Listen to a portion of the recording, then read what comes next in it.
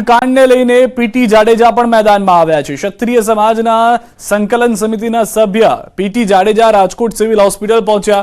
રાજકોટ અગ્નિકાંડ દુર્ઘટના અંગે પીટી જાડેજાએ આપ્યું નિવેદન। કહ્યું કે તેઓ પરિવારને ન્યાય અપાવવા સરકારની રજૂઆત કરશે, જરૂરિયાતમંદ પરિવારને મદદ કરશે, ઘટનામાં અનાથ થયેલા બાળકોને દત્તક લેશે।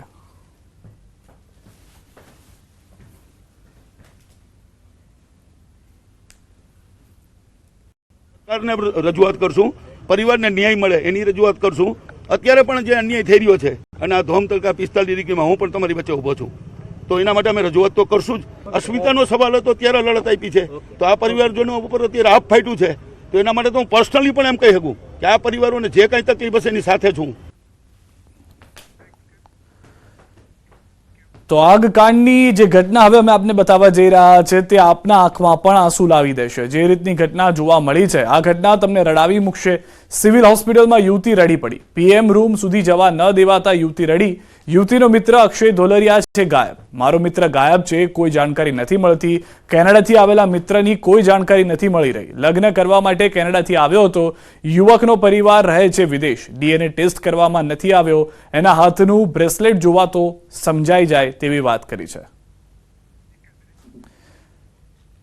તો જે મિત્ર હતો, પરિવાર જે આવ્યો હતો વિદેશથી લગ્ન માટે, તેમાંના પુત્ર કે જેઓ તેમના ગેમ ઝોનમાં ગયા હતા, તેમની એક મહિલા મિત્ર કે જેઓને શોધવાનો પ્રયાસ કરી રહી છે કે જેની કોઈ ભાળ હજી પણ નથી મળી રહી।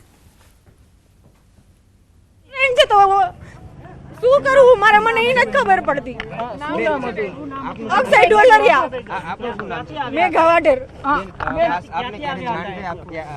ઈ કેનેડા થી આવ્યો હતો મેરેજ કરવા માટે। અને ક્યારે આવ્યો હતા બેન? ઈ આવ્યો તો 5 તારીખે। તો હવે એમની શું હાલત છે?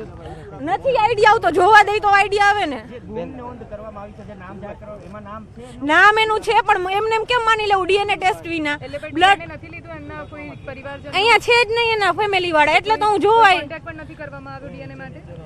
નથી, એના ફેમિલી જ અહીંયા નથી, એના કઝિન્સ ને।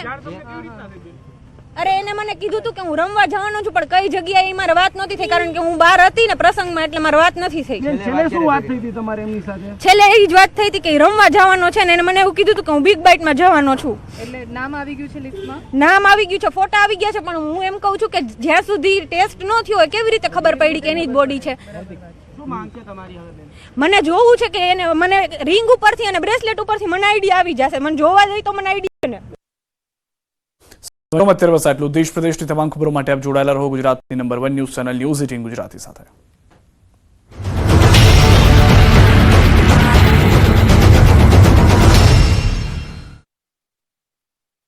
મેં મિત્રને ચપ્પલ પહેરવા જવાની ના પાડી, પણ તેમણે વાત ન માની। મેં નીચે ઠેકડો મારી મારો જીવ બચાવ્યો। આ કાંડને લઈને રાજકોટ વાસીઓમાં ભારે આક્રોશ। ધોબી સમાજના લોકોએ કર્યા સૂત્રોચ્ચાર। ધોબી પરિવારના અનેક લોકોએ આ કાંડમાં જીવ ગુમાવ્યા। સુરતના તક્ષશિલા અગ્નિકાંડને 5 વર્ષ થયા બાદ પણ પરિવારજનોને નથી મળ્યો ન્યાય। તક્ષશિલા અગ્નિકાંડમાં 22 બાળકોના થયા હતા મોત। ભોગ બનનાર પરિવારે કરી માંગ, કહ્યું અમને તો ન્યાય નથી મળ્યો, રાજકોટના પરિવારને ન્યાય મળે। રાજકોટ ગેમ ઝોન દુર્ઘટના મામલે મોરબી પુલ દુર્ઘટનાના પીડિત પિતાએ વ્યક્ત કરી વ્યથા। નરેન્દ્રભાઈ પરમારે કહ્યું, પુલ દુર્ઘટનામાં મેં દીકરી ગુમાવી, પણ તંત્ર આરોપીને સજા કરવાને બદલે બચાવે છે। રાજકોટ અગ્નિકાંડ મામલે સીએમ ભૂપેન્દ્ર પટેલે એસઆઈટીની ટીમ સાથે કરી બેઠક। જવાબદાર તમામ સામે પગલાં લેવામાં આવે, કોઈપણ વ્યક્તિને છોડવામાં આવે નહીં। અધિકારીઓ હોય કે પછી ગેમ ઝોન સંચાલકો, કડક કાર્યવાહી કરાશે। રાજકોટ અગ્નિકાંડને લઈને ગૃહ રાજ્યમંત્રી હર્ષ સંઘવીએ કલેક્ટર કચેરી ખાતે યોજી બેઠક। મેયર બીનાબેન પેઢડિયા, શહેર પ્રમુખ મુકેશ દોશી, સ્ટેન્ડિંગ કમિટીના ચેરમેન જયમીન ઠાકર, રાજ્યસભાના સાંસદ રામભાઈ મોકરિયા, ધારાસભ્ય રમેશ ટીલાળા સહિતના બેઠકમાં રહ્યા હાજર। રાજકોટ આગ કાંડ અંગે કથાકાર મોરારી બાપુએ પણ શોક વ્યક્ત કર્યો। ઘટનાને દુઃખદ ગણાવી વાલીઓને બાળકોનું ધ્યાન રાખવા કરી ટકોર, સાથે મૃતકોના પરિવારજનોને રાહત ફંડ માટે 5 લાખ કર્યા અર્પણ।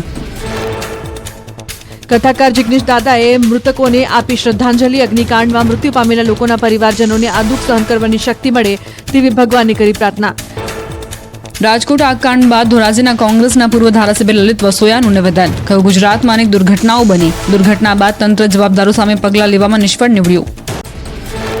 રાજકોટમાં અગ્નિકાંડની કરુણાંતિકા અંગે કર્ણાટકના પૂર્વ રાજ્યપાલ અને ભાજપના નેતા વજુભાઈ વાળાએ પ્રતિક્રિયા આપી. ન્યૂઝ 18 ગુજરાતી સાથે વાતચીતમાં વજુભાઈએ તંત્ર સામે રોષ વ્યક્ત કર્યો. કહ્યું, ફરિયાદમાં માત્ર સંચાલકો નહીં પરંતુ અધિકારીઓ સામે પણ પગલાં લેવાવા જોઈએ. વજુભાઈ વાળાના નિશાને મનપાના અધિકારીઓ આવ્યા. તેમણે કહ્યું કે સંલગ્ન વિભાગની રહેમ નજર હોય જ. તંત્રની મીઠી નજર નીચે જ આવી પ્રવૃત્તિઓ ચાલે છે અને મીઠી નજર માટે મીઠાશ મળતી હોય છે. ગેમ ઝોનમાં લેવાતી બાહેધરી પર બોલ્યા વજુભાઈ વાળા. બાહેધરી લેવાથી જવાબદારીમાંથી છટકી ન શકાય. પૈસા લઈને એન્ટ્રી આપો તો જવાબદારી ગેમ ઝોનની જ બને. આ પ્રકારની બાહેધરી કાયદા વિરુદ્ધની વાત છે. રાજકોટ અગ્નિકાંડને લઈ ક્ષત્રિય મહિલા અગ્રણી પદ્મિની બાવાડા સિવિલ હોસ્પિટલમાં પહોંચ્યા હતા. તેમણે મ્યુનિસિપલ કમિશનર અને મેયરને સસ્પેન્ડ કરવાની માંગ કરી આકરા પ્રહારો કર્યા. યોગ્ય કાર્યવાહી નહીં થાય તો આંદોલનની ચીમકી ઉચ્ચારી. રાજકોટ ગેમ ઝોન આગકાંડમાં મોટા ખુલાસા. કરુણાંતિકાના એક દિવસ પહેલા મળ્યા હતા સંકેત. એક દિવસ અગાઉ સામાન્ય આગ લાગી હતી પણ પગલાં ન લેવાયા. આગના બનાવ બાદ સામે આવેલા વિડીયોથી ઉઠ્યા મોટા સવાલ. આગકાંડમાં બેદરકારીના દ્રશ્યો આવ્યા સામે. ગેમ ઝોનમાં રાખેલા ફાયર સાધનો શોભાના ગાંઠિયા સમાન. ફાયર સાધનો કનેક્શન વગર જ રાખવામાં આવ્યા હતા ગેમ ઝોનમાં. 3.5 વર્ષથી ચકાસણી વગર ધમધમતું હતું ગેમ ઝોન. ગેમ ઝોન સંચાલકો પોતાની જવાબદારીથી છટકતા હતા. ટીઆરપી ગેમ ઝોનમાં લોકો પાસે ભરાવાતું હતું ફોર્મ. ગેમ ઝોનમાં વ્યક્તિનું મોત થાય કે કોઈ ઈજા થાય તો તેની જવાબદારી સંચાલકની રહેશે નહીં તેવો ઉલ્લેખ હતો. રાજકોટ અગ્નિકાંડનો મુદ્દો હાઈકોર્ટ પહોંચ્યો. હાઈકોર્ટે નોંધ્યું આ માનવ સર્જિત દુર્ઘટના. રાજ્યના અન્ય ગેમિંગ ઝોન અંગે પણ અવલોકન. કહ્યું, ગેમિંગ ઝોન પબ્લિક સેફટી માટે ખતરારૂપ. નિર્દોષ બાળકોના જીવ ગયા. કોર્ટે લીધી નોંધ. રાજકોટમાં ટીઆરપી ગેમ ઝોનનો વિડીયો વાયરલ. આરોપીઓને લઈ જતા હોય તેવો વિડીયો વાયરલ. 2 વ્યક્તિની પોલીસ અટકાયત કરીને લઈ જઈ રહી છે. વાયરલ વિડીયોમાં પોલીસ સાથે આરોપી કરી રહ્યા છે તકરાર. ગેમ ઝોનના ભાગીદારો અને અધિકારીઓ એકસાથે જોવા મળ્યા. ટીઆરપી રાજકોટે 22 માર્ચ 2022ના રોજ કરી હતી પોસ્ટ કરાયેલા ફોટોમાં રાજકોટના પૂર્વ કલેક્ટર અરુણ મહેશ બાબુ, પૂર્વ મ્યુનિસિપલ કમિશનર સહિતના અધિકારીઓ જોવા મળ્યા. અગ્નિકાંડ મામલે રાજકોટ તાલુકા પોલીસ મથકે 6 આરોપીઓ સામે ફરિયાદ નોંધાઈ. હત્યાના પ્રયાસ સહિતની કલમો હેઠળ ગુનો દાખલ કરાયો. રાજકોટ તાલુકા પીએસઆઈ પ્રજ્ઞેશ ત્રાજીયા ફરિયાદી બન્યા. આઈપીસીની કલમ 304, 308, 337, 338 અને 114ની કલમો હેઠળ ફરિયાદ નોંધાઈ. ફરિયાદમાં 50 મીટર પહોળું અને 60 મીટર લાંબુ 2 થી 3 માળ જેટલું ઊંચું લોખંડ અને પતરાના ફેબ્રિકેશનથી ગેમ ઝોન બનાવવામાં આવ્યું હોવાનો ઉલ્લેખ. અમદાવાદના ગેમ ઝોનમાં સંચાલકોની આંખ ઉઘડી. ફન બ્લાસ્ટ ગેમ ઝોનમાં તાત્કાલિક તૈયાર કરાયો એક્ઝિટ ગેટ. અત્યાર સુધી એન્ટ્રી એક્ઝિટ માટે હતો માત્ર એક જ ગેટ. રાજકોટ અગ્નિકાંડના પડઘા અમદાવાદમાં પડ્યા. રાજ્ય સરકારના આદેશ બાદ એએમસીની મળી બેઠક. એનઓસી ન હોય તેવા ગેમ ઝોન કરાશે સીલ. અમદાવાદના ગેમ ઝોનમાં મનપાની ટીમ પહોંચી. એનઓસી સહિતની ક્ષતિ અંગે મનપાની ટીમની તપાસ. ગેમ ઝોનમાં પ્રવેશ સંખ્યા, પ્રવેશ દ્વાર સાથેના તમામ મુદ્દાઓનો રિપોર્ટ તૈયાર કરાશે. રિપોર્ટ આવે ત્યાં સુધી બંધ રહેશે ગેમ ઝોન.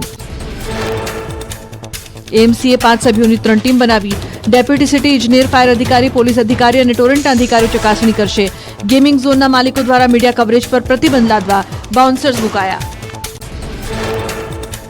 રાજકોટ અગ્નિકાંડ બાદ ગાંધીનગરમાં 17 જેટલા ગેમિંગ ઝોનની તપાસ હાથ ધરાઈ. મનપાએ ગેમિંગ ઝોનની ચકાસણીના આદેશ આપ્યા હતા. વહીવટીતંત્રની કુલ 3 જેટલી ટુકડીએ તપાસ હાથ ધરી. તમામ ગેમિંગ ઝોન સ્વયંભૂ જ બંધ રહ્યા. રાજકોટ અગ્નિકાંડ બાદ સુરત પાલિકા સંચાલિત CCC સેન્ટર ખાતે તાકીદ બેઠકનું આયોજન કરાયું. બેઠકમાં શહેરમાં ચોપડે નોંધાયેલા 16 જેટલા ગેમ ઝોનની તપાસ કરાશે. હાલ શહેરના તમામ ગેમ ઝોન બંધ કરાયા. સુરતમાં પોલીસ કોર્પોરેશન, ફાયર અને વીજ વિભાગની સંયુક્ત ટીમે ચેકિંગ હાથ ધર્યું. કુલ 17 જેટલા ગેમ ઝોનમાંથી 6 ગેમ ઝોન એનઓસી સહિતના અભાવે સીલ કરાયા. મોલ, આનંદ મેળા, ગેમ ઝોન તેમજ અન્ય પબ્લિક પ્લેસમાં ચેકિંગ કરી કાર્યવાહી કરાશે. અંગ દચાડતી ગરમીમાં મોંઘવારીએ પણ ગરમી પકડી છે. મધ્યમ વર્ગનો પરસેવો છોડાવ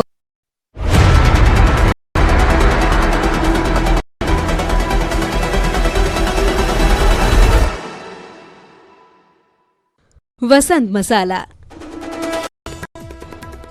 રાજ્યમાં 1130 મદરેસામાં ભણતા બાળકોના શાળાના શિક્ષણના સ્તરની મુદતમાં વધારો. 30 મે સુધી સર્વે કરી કેન્દ્ર સરકારને સોંપવો પડશે રિપોર્ટ.